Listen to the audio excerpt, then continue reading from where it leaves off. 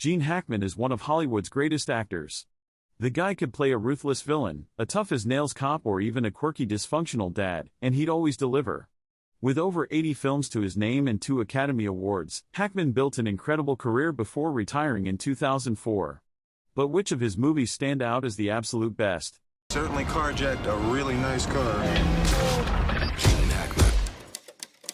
We have Crimson Tide, 1995, a tense, high-stakes military thriller set on a submarine. The sailors out there are just boys. Boys who are training to do a terrible and unthinkable thing. And if that ever occurs, the only reassurance they'll have that they're doing the proper thing is going to derive from their unqualified belief in the unified chain of command. That means we don't question each other's motives in front of the crew. It means we don't undermine each other. It means they hear your voice right after mine without hesitation.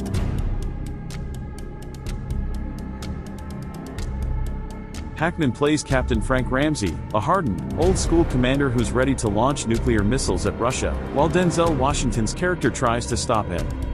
Give him a missile key.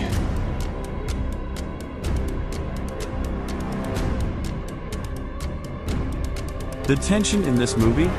Next level. Give me the missile key, Mr. Hunter.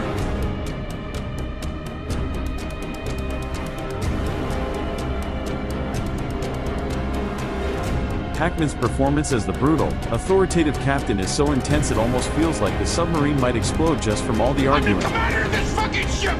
Give me that goddamn key! Millions of lives at stake here if Peter don't make a dumb decision!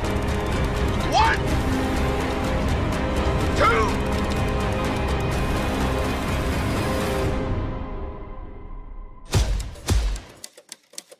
Enemy of the State, 1998, is a must-watch if you love fast-paced political thrillers. Clayton Dean. He's a D.C. labor attorney. Take us around the other side.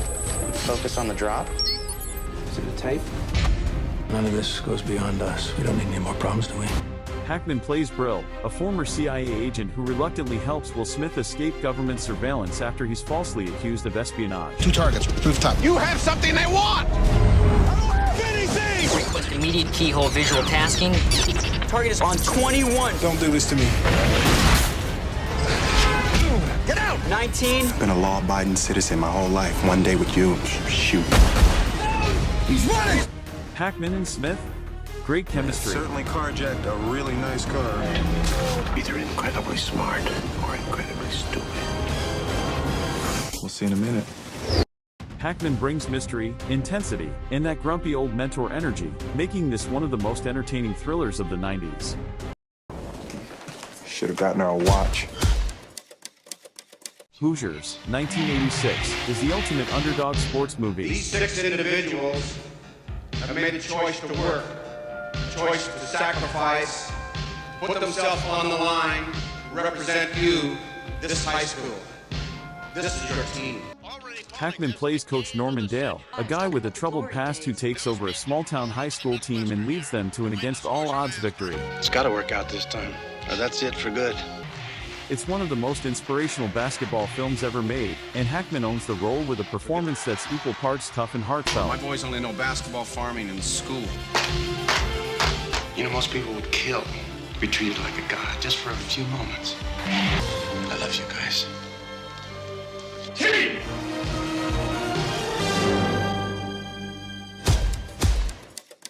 We're switching gears with The Royal Tenenbaums, 2001, a quirky family dramedy by Wes Anderson. Hackman plays Royal Tenenbaum, a charming but totally unreliable father who abandoned his kids years ago, then suddenly decides to waltz back into their lives. Got a minute? What are you doing here? I need a favor. I want to spend some time with you and the children. Are you crazy? Well, wait a minute, damn it. Stop following me. Well, I want my family back. Well, you can't have it. I'm sorry for you, but it's too late. This movie is funny, heartbreaking, and just weird enough to be a classic Wes Anderson film. Hackman's hilariously awful yet strangely lovable performance steals the show. I've got 6 weeks to set things right. I want this family to love me. Rightly so. You know who I am? I'm your granddad. His name is Royal Tenenbaum. You told us he was already dead. Let's hit it. Fun fact, he almost turned down the role because he felt like the character hit too close to home. I'm having a ball. Scrapping and yelling. 30 years ago, I was knifed in a bazaar in Calcutta. He carried me in the hospital on his back. Who stabbed you? He did. You think dead? Didn't seem believable to me. We Have the Conversation, 1974, a slow-burn psychological thriller that proves Hackman doesn't need big action scenes to deliver an unforgettable performance. Let me tell you something about Harry Cole. The best, bar none. I'll drink to that. Best what? The best bugger on the West Coast. He plays Harry Cole, a paranoid surveillance expert who starts to suspect that his recordings might have deadly consequences. Nobody knows how you did it, though, Harry. Caused a hell of a scandal, too. It's quiet, eerie, and incredibly suspenseful, and Hackman's subtle but brilliant performance makes it one of his best. Bless me, Father, for I've sinned.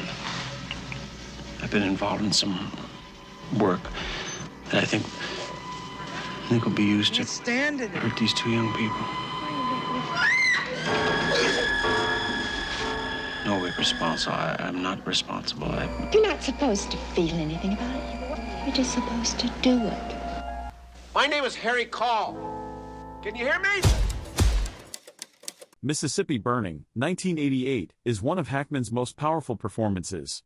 This historical crime drama follows two FBI agents investigating the murder of civil rights activists in the 1960s.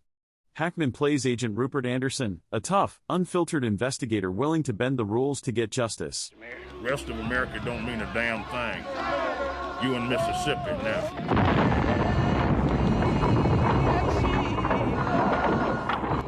His chemistry with Willem Dafoe is incredible, and his performance? Oscar-worthy. The moment those three kids disappeared, it was news. The moment the three civil rights workers disappeared, it was news. These people crawled out of a sewer, Mr. Ward! We're not killers. That's the difference between them and us. That's the difference between them and you. Did you smile when the bulldozer ran over the black kid's body? We're here to protect Anglo-Saxon democracy and the American way.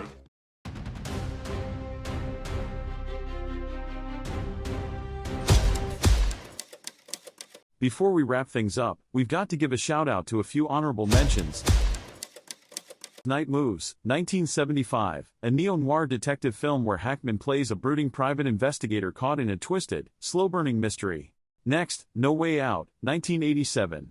This one's packed with twists, paranoia, and suspense. Hackman plays a high-ranking official tangled up in a murder cover-up, and trust me, you'll be guessing until the very last scene. On the lighter side, we've got Get Shorty, 1995. This is Hackman in comedy mode, playing a washed-up Hollywood producer who gets tangled up with gangsters and loan sharks. And finally, Runaway Jury, 2003. If you love courtroom dramas, this one's a blast. Hackman plays a ruthless jury consultant who will do whatever it takes to control a high-stakes trial. Watching him go toe-to-toe with Dustin Hoffman?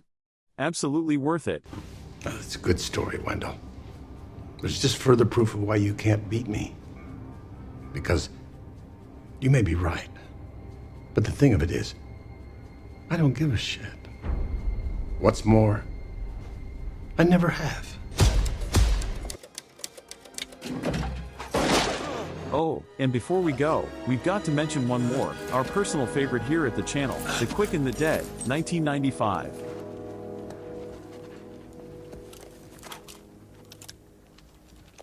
Hackman plays John Herod, a ruthless gunslinger and town leader who runs a deadly quick-draw tournament.